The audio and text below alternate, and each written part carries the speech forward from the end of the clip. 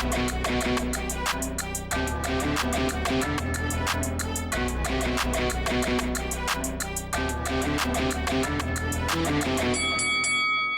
guys, welcome to Boxing Squared for boxing news and views from around the internet. Both Daniel Dubois and Joe Joyce are set to have tune-up fights ahead of meeting in the ring later in the year. So Joyce and Dubois set to square off in October, but obviously with the pandemic, there's potential that it could be pushed back. So having these tune-up fights, it does make sense, but also for another reason or two, which I'll get to later in the video. But if we get to these fights, so Daniel Dubois is set to face, and this will be on the 5th card back for Frank Warren, August the 29th for the WBO International Heavyweight Championship, a belt Dubois already owns. Dubois will be facing Germany's Erik Pheifer. He's currently 7-0. And actually, in terms of a tune-up fight, it's not too bad. Pfeiffer is actually decent. He is a two-time Olympian. He was a good amateur, won a couple of bronze medals in the amateur, the World Championships. So I don't mind this fight at all for a tune-up for Dubois because it's probably better than a lot of the opponents that Dubois fought in 2019. And if we just get to Joe Joyce, so he will be facing Michael Wallisch. So like Pfeiffer, he's a German, a record of 20-3.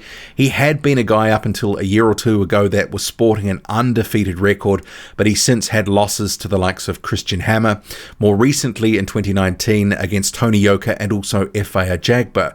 So it's one of these sort of situations where he's almost sort of trading on his record now and he's being fed to prospects, and Joyce is another prospect, currently at 10-0. He'll be facing Dubois later in the year, and this sort of shapes as a good warm-up fight for him as well.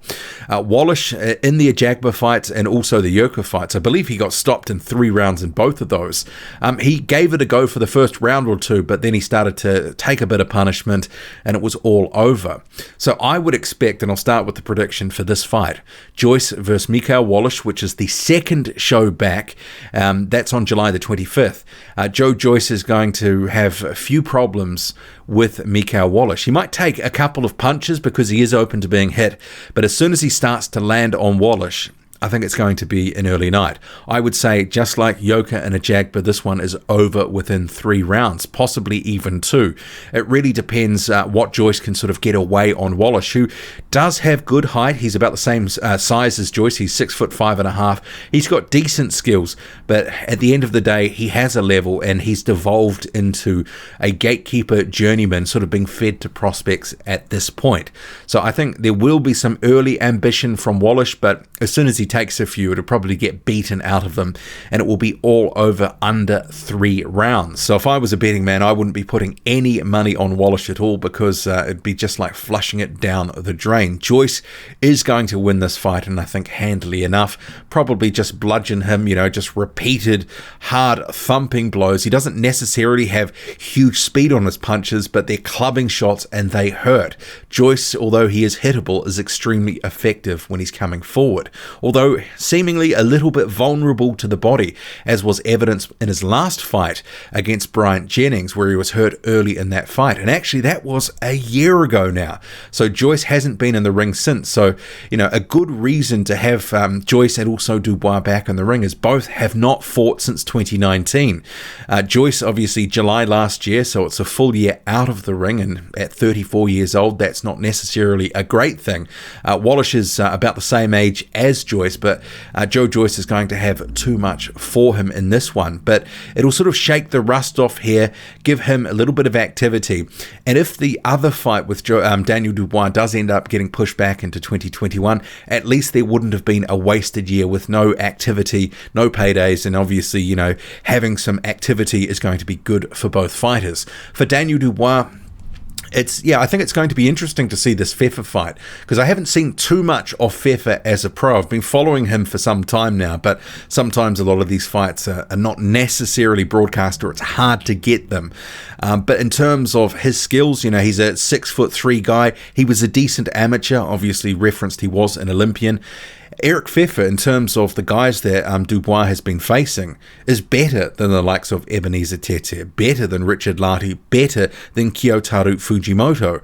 So for as much sort of soft fights as Dubois has been fed, this is actually a step up from some of the opponents that he's had. And Pfeiffer does have some ambition. He's still unbeaten. The most recent names that he's fought, a couple of well-known journeymen, Adnan Ridzovic and also Epifanio Mendoza. So those guys have been around the traps for some time. But I would expect Daniel Dubois will be too big, too strong, and I think he will end up stopping Erik Pheifer at some point. But it'll be interesting to see what sort of resistance Pfeiffer will put up, because heading into the Joyce fight, there's still the question for Dubois about, a couple of different things. How well can he take a shot? Can someone, if they push him deeper into a fight, push him into deep water, how's he going to respond? Maybe Pfeiffer's not the guy for this, but I do think that this is going to be a fight where we might be able to see a few little things where Pfeiffer can push him a little bit. But if not, obviously for Dubois, it's going to be good activity. He gets a payday, and then obviously he can focus, like Joyce, on their matchup in October. I am expecting both Daniel Dubois and Joe Joyce to win, and I think they'll probably look good in doing so. And obviously the Pfeiffer fight, I'm hoping to see Erik Pheifer, come forward, show some ambition, actually try to, let us see more of Daniel Dubois and what he's really all about, because I still think there's some open questions. Very talented fighter, very big puncher, good body puncher, and that might be one of the ways he starts to open Pfeiffer up, and that could be a sort of prelude to the Joyce fight, because I think Daniel Dubois will like going to Joe Joyce's body after having seen that Bryant Jennings fight a year ago, but we'll leave that one for another time. But Joe Joyce, Daniel Dubois, July 25th and August 29th respectively. What do you make of it all? Drop a comment, loud and often, hit like, hit subscribe, follow me on Twitter, boxing_squared. I'm out.